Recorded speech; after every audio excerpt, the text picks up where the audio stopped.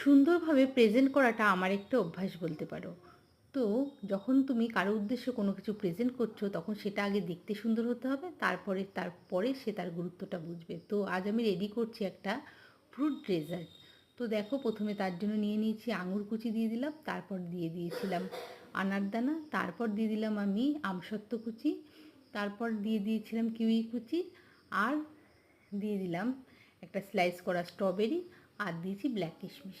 যেহেতু স্ট্রবেরি আর কিউইটা একটু টক ছিল বেশি, তো তার জন্য এগুলো কম ইউজ করেছি। তারপর ওপর থেকে দিয়ে দিলাম অ্যাভোকাডো স্মুদি।